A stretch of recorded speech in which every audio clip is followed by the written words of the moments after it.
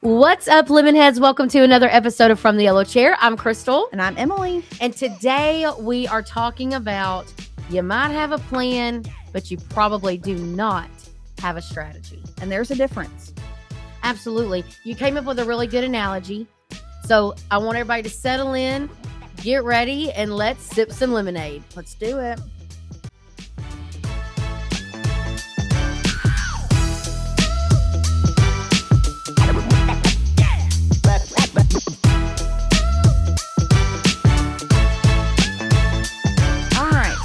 A lot of people can have a plan. They have good intentions. They feel like they've gotten some things written down, but they don't have a true strategy. There's not any real meaning or why behind it. And so Chris and I were sitting here talking a little bit, and I'm like, what is a good analogy? But I was like, it's kind of like going to the grocery store, and I can buy a bunch of food, and I can put a bunch of things in my cart and get home and put it up in the cupboard, but then I don't necessarily have anything to actually make a whole recipe with, or everything is so scattered throughout that I can't make a full-on meal with it because I bought bits and pieces of different things to where I don't have a real recipe. I don't have the why behind why did I buy this ingredient. I don't have really any real intention to add this to my recipe that I have here because I didn't really have a recipe. I just bought food. Yeah. So you had a plan. I'm going to go to the grocery store. I'm going to get some hamburger meat. I'm going to get some cereal. But then you get back and you're like, okay, I didn't have a recipe or what I was doing. You're right. So, we watch contractors all the time that have a plan. They got vendors. Mm-hmm. I mean, they know that they should be doing it. They spend some money somewhere. Yeah. And like, my goal is revenue, so you're just kind of battling through that. And there's really no cohesion or synergies to what everyone is doing. Sure. And there's no flavor or seasoning to their market to where that's why everything feels lackluster. And then you're like, I hate it. Yeah. Or it's not working. And a lot of times it is working. We just we don't know because our plan was to just go with people that Facebook recommended. Oh, so then you did it. You did it. And then you're like, I don't think it works for me. But again, there's no strategy tied in there. So I think the difference between a plan and a strategy when it comes to marketing is the plan is like what I'm going to do. The strategy is how I'm going to do it. And with why. Why. Yes. Yeah. So, and I know that feels weird. It's kind of like advertising and marketing. I think marketing plans are made up of all of your advertising tactics. So, and what you're going to do in the market and what you're going to do in the community and all these things. So, again, most of you listening, if you're not on Plan with Lemon Seed, you don't have a strategy. You have a plan and kinda. And really, that's a list of vendors, but really thinking through like who and why, and then honestly pivoting when you need to pivot, gassing it when you need to gas it is really important to think strategically. Yeah. So strategy has to come first always. Like no ifs, ands, or buts about it. Okay. It takes tremendous intentionality, but that's where you're going to actually see results and actually gain traction. Okay. Things just won't be haphazardly happening. And that's where you can really make strong decisions and really push and pull and gain momentum and like feel solid with true growth and not just like accidentally things happening. Well, and like I think of it like a batting lineup, right? So, all of us people that play sports quite often, when I was growing up and even as I've gotten older, when you go to build a lineup, right, for batting, you're always trying to figure out, I need a leadoff person, a person that can run fast, that's going to get on base, it's going to do what I need them to do. And then I need some, I'm going to sprinkle around in there, like somebody that's not the greatest, but maybe they're fast. But then here comes my cleanup batter, and he's got to be good. I need him to be a powerful hitter. And at the end of the list, by God, just don't get out. Okay. If you're my ninth batter, your job is to don't get out. Don't get everybody else in trouble either when you hit the ball. But the reason that is a strategy is like some people set that lineup and they never change it.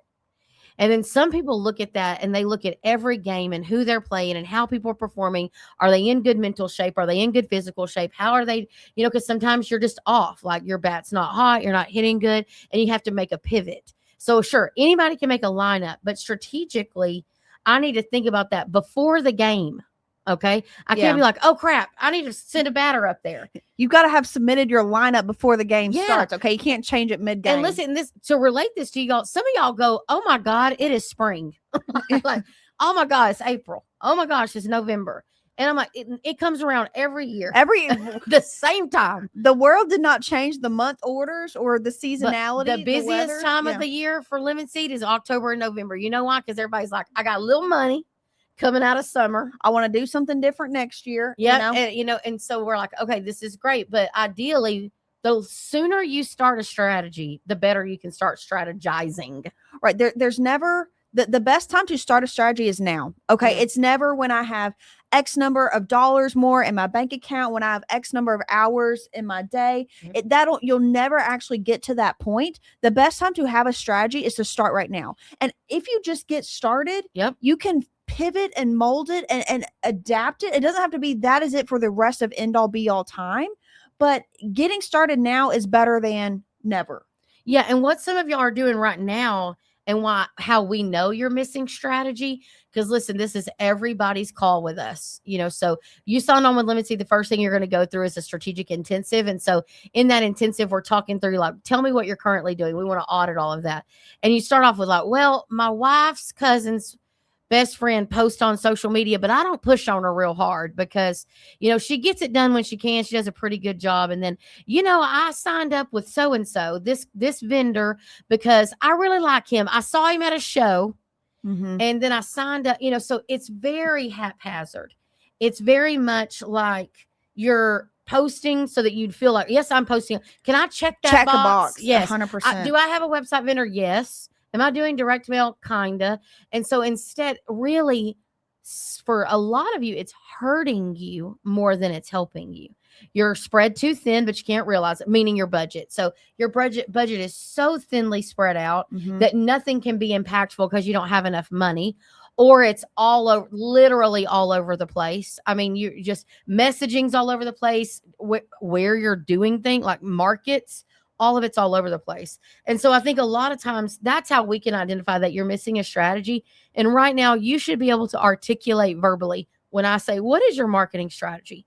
You should be able to say something along the lines of, this year we are prioritizing digital space, and we want to make sure that our website and all of our paid ads are on plan, all tracked. We're integrating with Searchlight. We're launching a campaign for social media. We're posting every other day. We launched our TikTok. But some of you are like, well, we got a website. Yep. And I'll run some ads. How much do you spend? I don't know. I got to ask my accountant. Yeah.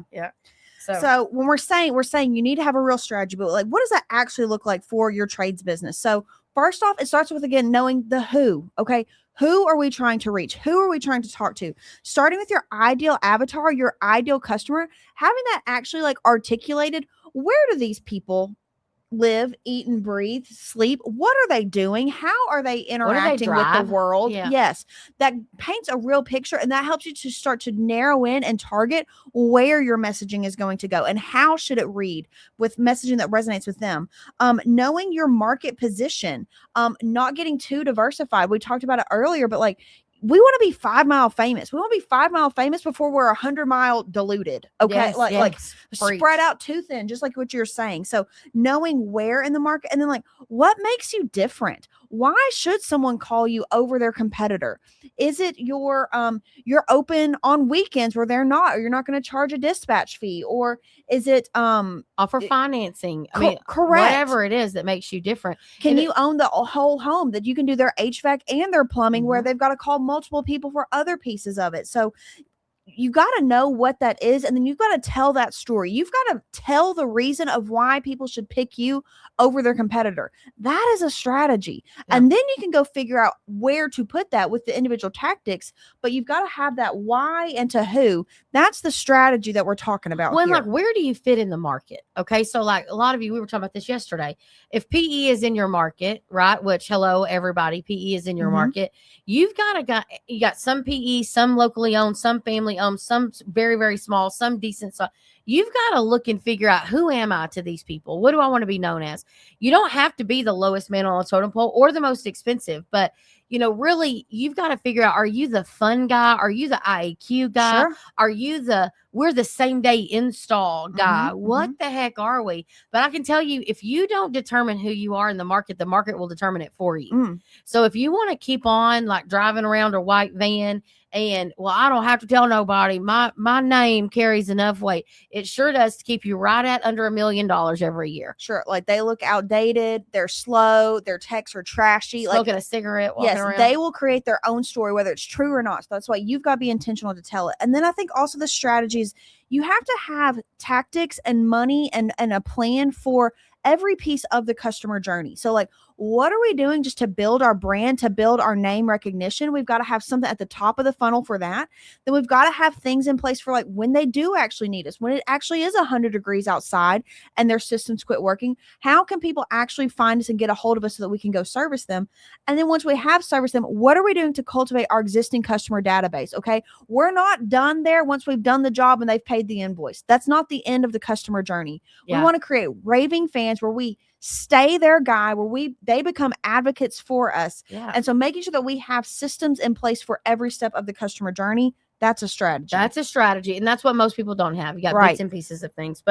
And then when we actually bring this strategy to life at Lemon Seed, we call it the yellow playbook. Mhm. What happens is once that strategy, everybody's locked and loaded on where that strategy is going to take us, everything becomes a lot easier to build around that. Sure. So then you can build the plan right. to hit the strategy, right? So the plan hits the strategy. So, hey, our plan, our go-to-market strategy is this. We're going to move this, keep this, change this, update this, whatever that looks like. And that can be a wide variety of things. Like it could be a logo update. It could be that you're adding a brick and mortar location. It could be that you're moving to AI answering teams. It could be that you're launching a social media, whole revamp. Like it could be all kinds of things, but everybody's focusing on that North Star, which is our strategy that's built upon all these foundational pieces. And I really think it becomes a lot easier to build and stick to it. So if you don't deviate from the strategy because you trust the strategy, Mhm. you tend to compound your growth. Because people say, well, how did y'all grow so fast? Well, because we put a plan on the board and we stuck to it. And our most successful Lemon Seed clients trust the process. Oh, 100%. And it is truly that. It is a process. It is not an overnight fix. All those things are kind of just fly by night, and like as quick as your growth is, that can also be as quick as your fall is. When you can do it with a controlled, stable, real plan, and you know, gotta people trust the process. And people will tell you all the time, like the people that will argue with you over $50, but there's people that will argue over $50 and people that don't bat an eye at $5,000. And that's when you can really see who trusts the process, who understands what they're doing. But nickel and dime, I mean, we see this with other vendors too. Like, well, I'm not going to pay that extra hour for them to go in and do something. I'm like, well, I'm not fighting them over $75. Like, Correct. you know, we've got bigger things to focus on than $75, which again, my grandma always taught me, if you watch your dollar or don't step over dollars to pick up dimes. So I get it. But at the same time, I get it on this side of like, trust the process. So we've fast and furious talking about having a real strategy over just a haphazard plan. And so if you need help developing a strategy, that is what Lemon Seed was founded for. How can you build a brand, build a strategic marketing plan that helps build companies into legacies? That's what Lemon Seed is founded. That's what we do every single day for contractors all across the country. And so if you would like to know more about how we could help you, reach out to us, lemonseedmarketing.com. We'd love to talk with you and help build your company into a legacy. Absolutely. So thanks for listening to another episode of From the Yellow Chair. We will see you next time.